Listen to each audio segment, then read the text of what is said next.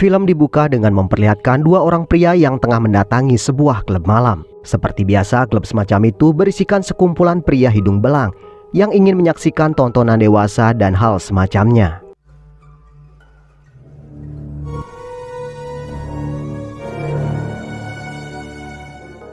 Scene kemudian beralih ke kota Toronto, di mana kita akan diperkenalkan dengan seorang karakter yang bernama Adam Bell, yang mana profesi si Adam adalah seorang dosen sejarah di salah satu universitas di Toronto. Adam tinggal sendirian di sebuah apartemen yang sangat sederhana. Hampir setiap malam pacarnya yang bernama Mary selalu datang untuk membawakannya makan malam. How are you? Another dictator. Satu hari saat lagi suntuk, Adam ditawari sebuah film inspiratif dari seorang rekan. Dikatakan film dengan judul Where There Is a Will, There Is a Way sangat mampu mengubah suasana hati Adam. Tertarik dengan saran rekannya, si Adam berusaha mencari film tersebut di sebuah toko DVD.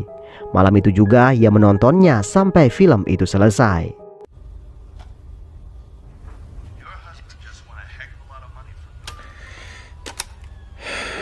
Pagi-pagi buta, Adam terbangun dan ia tiba-tiba tersentak dan sepertinya ia baru menyadari sesuatu. Adam menuju laptop dan memutar kembali filmnya, di mana salah satu orang yang berperan sebagai pelayan benar-benar mencuri perhatiannya karena pria tersebut memiliki wajah yang sangat mirip dengan Adam. Hal itu pun sangat mengganggu pikiran Adam. Ia yang sangat penasaran lalu menemukan nama asli si aktor dari kredit scene dan diketahui pria tersebut bernama Daniel Sinclair.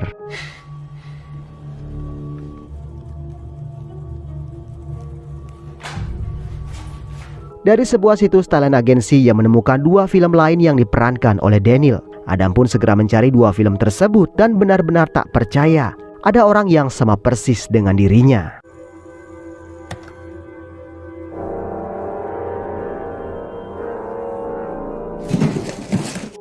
Adam pun memastikannya kembali dengan mencocokkan satu fotonya dengan wajah Daniel dan mereka benar-benar identik.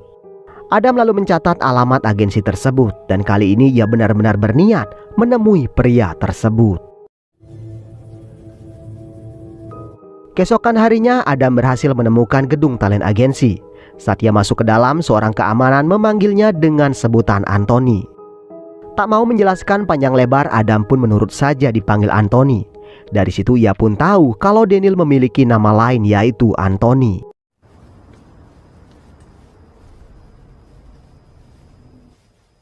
Anthony? I couldn't tell it was you with that beard. Is that for a movie? Si petugas keamanan juga menyebut kalau Anthony sudah tak kemari sejak 6 bulan yang lalu. Tentu si Adam bingung dan hanya menjawab iya dan iya saja atas semua pertanyaan yang diajukan keamanan. Adam mengatakan kalau ia hanya ingin mengambil barangnya yang ketinggalan. Keamanan pun tiba-tiba teringat kalau ada paket yang tertinggal untuk Anthony. Ia pun memberikan Adam paket tersebut tanpa kecurigaan sedikit pun. Setelah mendapatkan amplop tersebut, Adam buru-buru kembali ke mobil. Setelah membukanya, ia melihat satu amplop lain di dalamnya. Dari situ juga Adam mendapatkan alamat apartemen Anthony. Adam lalu menuju ke alamat tersebut, namun ia kembali ragu dan memutuskan menelponnya terlebih dulu. Namun sayang, ternyata yang mengangkat telepon adalah istri Anthony yang bernama Helen.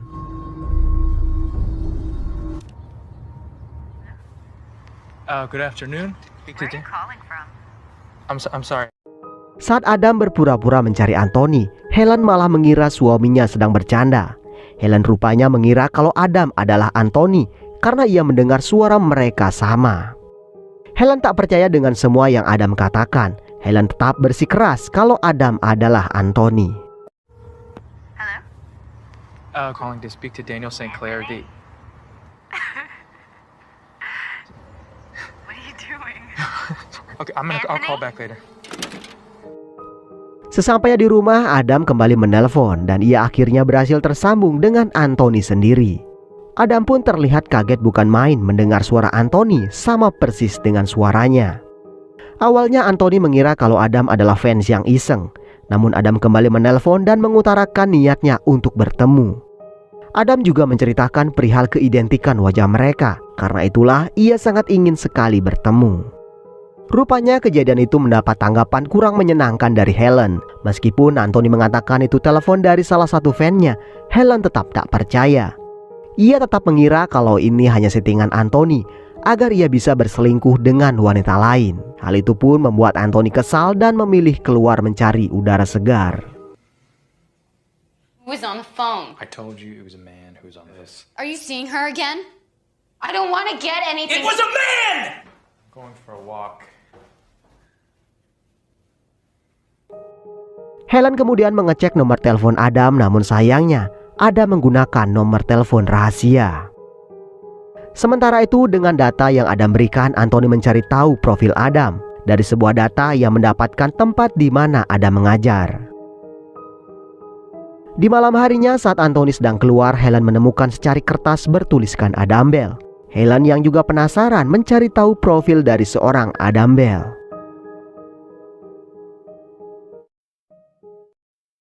Keesokan harinya Adam mendapatkan telepon dari Anthony, di mana Anthony rupanya ingin mengajak Adam bertemu di sebuah penginapan besok siang.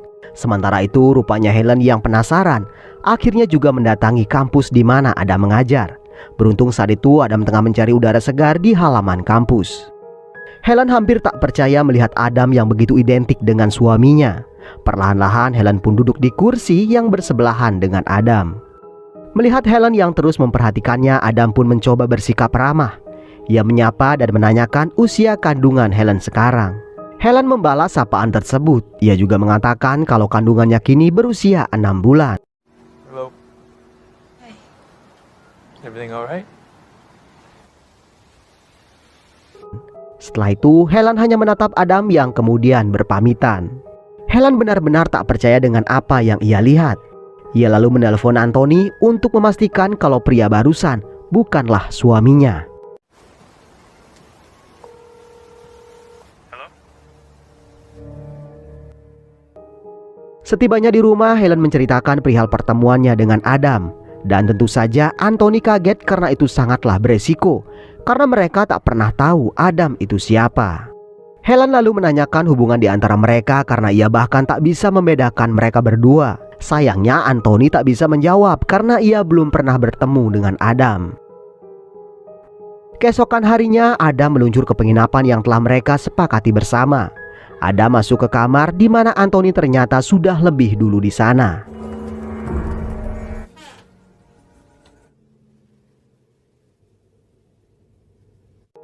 Mereka akhirnya bertemu dan tentu mereka saling memperhatikan satu sama lain. Mereka tak bisa percaya dengan apa yang mereka lihat. Setelah cukup lama saling memperhatikan, Anthony meminta Adam mengeluarkan tangannya. Rupanya ia ingin memastikan sesuatu. Come on, show me your hand.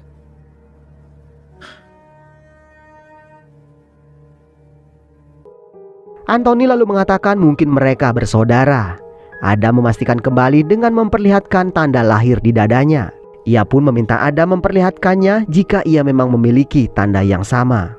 Namun Adam malah terlihat gugup dan ketakutan. Ia tak mau melanjutkan perbincangan tersebut dan memberikan amplop yang ia dapat, lalu meninggalkan Anthony.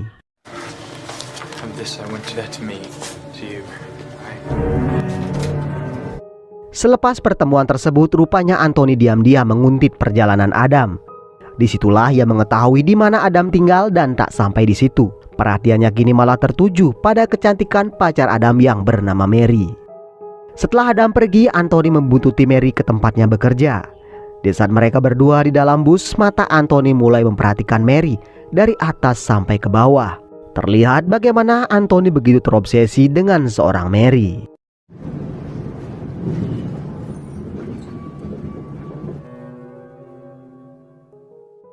Rupanya pertemuan tersebut tak bisa hilang dari pikiran Anthony. Ia sepertinya sudah memiliki sebuah rencana busuk untuk mendapatkan Mary. Keesokan harinya Adam menemui ibunya. Adam menceritakan perihal Anthony dan keidentikan mereka berdua. Menanggapi hal tersebut, si ibu menjawab ia tak punya anak selain Adam. Ia meminta Adam tak perlu memikirkannya karena Adam memanglah anak tunggal. Si ibu tak mau Adam membahas hal tersebut lagi karena ia sangat yakin keidentikan mereka berdua hanya sebuah kebetulan. Adam kemudian ke toilet dan meraba tanda yang sama dengan yang Anthony miliki. Sementara itu di luar sana, kota Toronto terlihat kedatangan seekor laba-laba raksasa dengan ukuran berkali-kali lipat dari gedung-gedung di sekitarnya. Siang itu Anthony tiba-tiba saja mendatangi apartemen Adam. Tentu Adam kaget dan memintanya segera keluar. Anthony mengatakan ia hanya sebentar saja. Ia hanya ingin meluruskan sesuatu yang sangat mengganggu pikirannya. Disitulah Anthony kemudian memfitnah Adam. Ia menuduh kalau Adam telah menyalahgunakan kemiripan mereka agar bisa menggauli istrinya. Anthony menuduh kalau Adam telah meniduri istrinya. Sontak Adam berpikir kalau Anthony sudah gila. Adam pun membantah semua tuduhan yang dilempar Anthony. Anthony berusaha menampik semua alasan dari Adam. Ia terus menekan Adam sampai membuatnya ketakutan. Disitulah Anthony kemudian meminta mereka bertukar posisi semalam saja. Ia mengatakan ingin mengajak Mary berlibur. Anthony berjanji setelah malam ini ia akan benar-benar menghilang dari kehidupan Adam selamanya. Ia tak akan lagi membahas perihal istri dan keidentikan wajah mereka. Did you sleep with my wife? This is crazy. You brought my wife into this, man! You can give me your clothes and your car. I'm going to disappear from your life. Setelah mengenakan pakaian Adam dan juga melepas cincin pernikahannya, Anthony segera menemui Mary. Sementara itu Adam terlihat diam termenung dan sepertinya ia begitu pasrah dengan keadaan tersebut.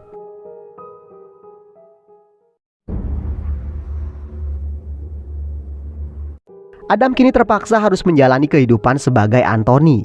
Ia bahkan tak membawa kunci apartemen hingga ia kebingungan setibanya di apartemen. Beruntung seorang keamanan bernama Carl dengan senang hati membantunya. Sama seperti yang lain di dalam lift, Carl rupanya juga mengira Adam adalah Anthony. Disitulah ia mengatakan kalau kunci klub malam kini telah diganti dan hanya anggota klub yang diberikan akses menuju ke sana. Carl pun berpesan ia ingin ikut serta jika Anthony tak keberatan, karena ia memang bukanlah anggota klub tersebut. I need to go back. I'll see what I can do. Setelah tiba di kamarnya, Adam tak melihat Helen. Ia kemudian mengganti baju dan menunggu Helen sambil melihat seisi ruangan. Saat itulah Adam melihat satu foto Anthony bersama Helen.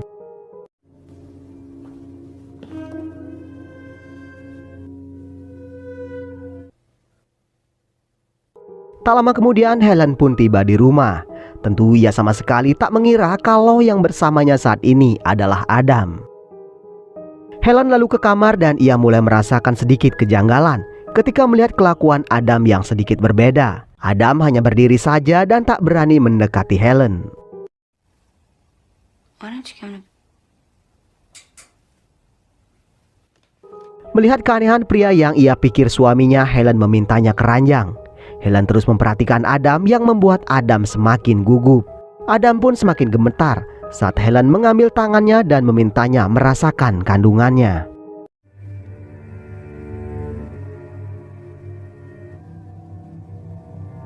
Di tempat berbeda, rupanya hubungan Anthony dan Mary tak berjalan lancar. Mereka rupanya bertengkar lantaran Mary melihat bekas cincin kawin di jari tangan Anthony. Ia pun meminta Anthony mengatakan yang sebenarnya. Sementara itu Adam keluar dan nampak bersedih. Helen mendekatinya dan mengatakan kalau ia ingin Adam selalu di sisinya. Adam kemudian meminta maaf atas semua kesalahannya dan mereka pun kemudian bercumbu. Di waktu yang sama pertengkaran Anthony dan Adam semakin memanas. Hal itu membuat Anthony memaksa Mary keluar mobil dan yang terjadi, setir berbelok tajam dan menghantam pembatas. Get out, I'm sick of this shit!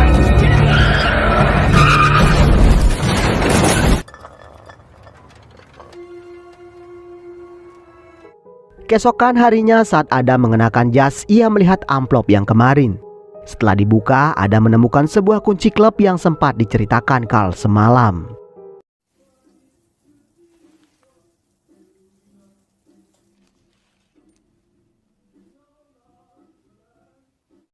Namun alih-alih pergi ke klub, rupanya Adam memilih mengajak Helen keluar. Namun Adam tak mendengar jawaban dari Helen. Adam lalu mencari istrinya, namun saat kamar dibuka, ia malah melihat seekor laba-laba raksasa. Helen, did you plan on doing something tonight? Because I think I have to go out. Helen?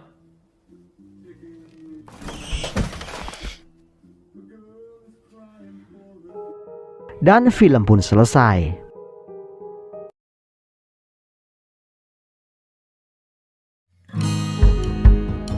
Jadi sebetulnya Adam dan Anthony adalah satu. Anthony adalah sosok khayalan yang Adam ciptakan dalam pikirannya. Sisi negatif dari seorang Adam yang dalam kepolosannya rupanya memiliki wanita simpanan dan juga suka pergi ke klub dewasa. Hal itu bisa dibuktikan dengan foto yang Adam pegang saat mencocokkan wajahnya dengan wajah Anthony, di mana bisa kita lihat itu adalah foto yang sama dengan yang ada di apartemen Anthony. Namun bedanya Adam menyobek bagian Helen dan hanya memperlihatkan tangannya. Sosok Anthony sebagai sisi negatif dari Adam membuatnya begitu terganggu dan merasa bersalah pada Helen. Ia merasa selama ini telah menyakiti seorang wanita yang begitu ia cintai. Itulah sebabnya Adam menangis dan meminta maaf atas kelakuannya selama ini karena telah berselingkuh dengan Mary. Dan dengan kecelakaan tersebut sepertinya Adam telah mengubur kenangannya bersama Mary.